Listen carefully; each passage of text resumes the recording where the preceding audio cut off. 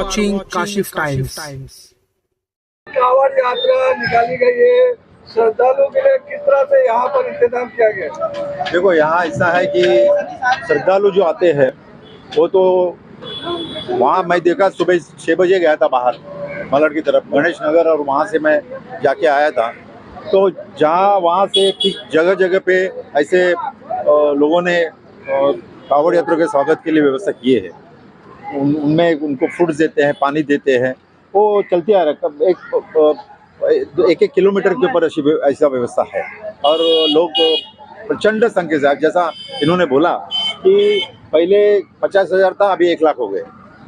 पहले हम महादेव किल्लेश्वर मंदिर के ट्रस्टी है, और हमने कभी 5-6 साल पहले कभी ऐसा मीटिंग भी लिया नहीं है कि लोग आते थे, दर्शन करके निकल जाते थे।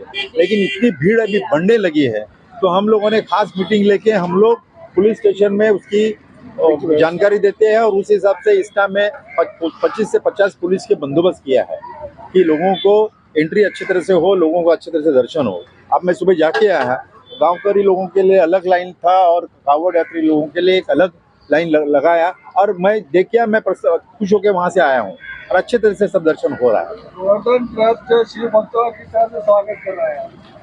गोवर्धन ट्रस्ट के जो ये प्रदीप और बाकी के उनके जो फ्रेंड्स है, उन लोगों ने स्थापना कुछ सालों पहले की है, और खाली आज के दिन नहीं है, तो इसके और अलग अलग 15 अगस्त को और कुछ जो गणपति उत्सव हो, वो कार्यक्रम लेते रहते हैं और लोगों का उत्साह बढ़ाते हैं। शिव भक्तों की श्रद्धा के लिए क्या कहना चाहेंगे? नंगे पैर वो बहुत लंबी यात्रा करते हैं, धूप में कड़कती धूप में चल रहे हैं। मैं अभी बताया कि मैं 2 शब्द बोला, उसमें बताया कि लोग जो छोटे बच्चे हो और महिलाओं हो, खास तरह मैंने उनके पाँव में देखा, कोई लोग जो वारकरी जाते हैं तो उनके पाँव में चप्पल स्लीपर रहती है, लेकिन यहाँ तो वो लोग जो घर से निकलते हैं बिना चप्पल के आते हैं।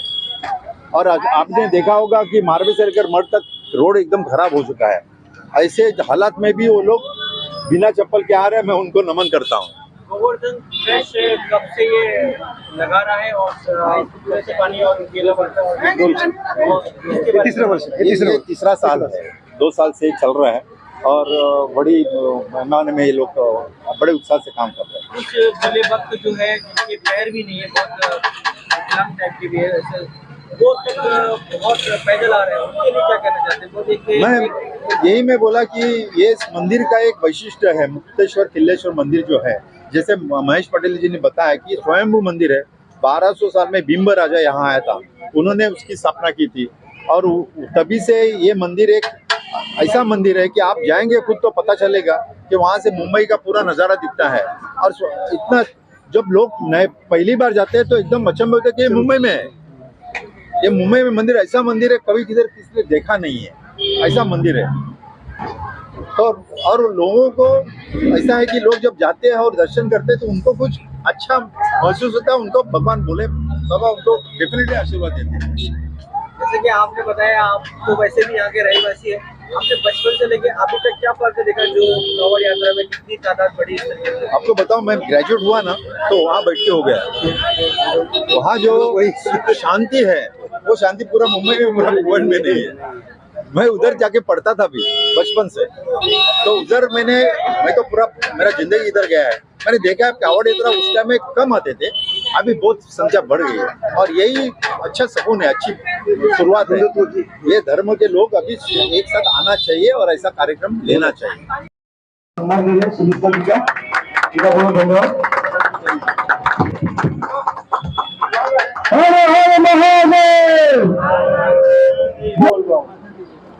धन्यवाद। श्रावण सोमवार आणि मला वाटतं उत्तर भारतीय यांच्या तिथीप्रमाणे हा शेवटचा सोमवार, आणि या दिवशी जे कावड यात्रा मोठ्या प्रमाणात सगळे भाविक खूप लांबून आपल्या ह्या शंकर मंदिरामध्ये येत असतात। त्या मंदिराचं वैशिष्ट्य म्हणजे असं आहे की गेल्या काही वर्षापासून बरेच कावड यात्रिक इथे भेट देतात. या किल्लेश्वर महादेव मंदिरमध्ये मला एक सांगायचं की पूर्वीपासून हे मंदिर एक स्वयंभू शंकराची पिंडी आहे. आता आपण बघतो की इथे जसं आपण पंढरपूरला काही वारकरी जातात तशी विठ्ठलाची मंदिरे भरपूर असतात, पण पंढरपूरला खास जातात. तसेच शिर्डीला सुद्धा काही पायी जातात. साईबाबाची मंदिरं जवळपास भरपूर आहेत, पण शिर्डीला जाणं एक महत्त्वाचं. तसंच मला एक अभिमान वाटतो की आमचं किल्लेश्वर महादेव मंदिर आहे. ते बऱ्याच लांबून हे कावड यात्रेकरू पायी येतात आणि भेट देतात.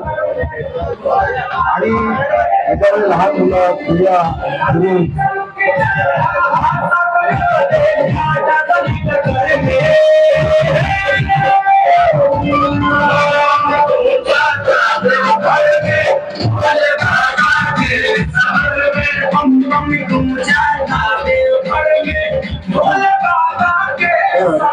आणि विशेष म्हणजे असं की त्यांच्या पायामध्ये चप्पल नसतं. चप्पल न घालता ते आपल्या लांबून ते आपल्या मंदिराला भेट देतात आणि आपला सण साजरा करतात. या ठिकाणी गोवर्धन ट्रस्टच्या वतीने इथील भाविकांना जे इथून जातात त्यांना फळं, फुलं आणि नाश्ता या सर्व त्याच्यामध्ये प्रदीप श्रीवास्तव आहेत, शोभाराम आहेत, सागर आहेत. सगळ्यांची काही नाव घेत नाहीत, पण या लोकांनी खूप मेहनत करून प्रत्येक वर्षी हा चांगल्या पद्धतीने फळ वाटपाचा कार्यक्रम वगैरे घेतात. आज आपण पाहतो आपल्या देशामध्ये काय जगामध्ये धर्माबद्दल किती सगळ्यांचे प्रॉब्लेम होत चाललेले आहेत. आणि अशा वेळेला सर्व आपल्या ह्या हिंदू धर्माच्या लोकांनी एकत्र येऊन अशा पद्धतीने कार्यक्रम करणे गरजेचं आहे. ही काळाची गरज आहे. मी ह्या सर्व कार्यकर्त्यांना शुभेच्छा देऊन इथे सांगतो. जय हिंद, जय महाराज.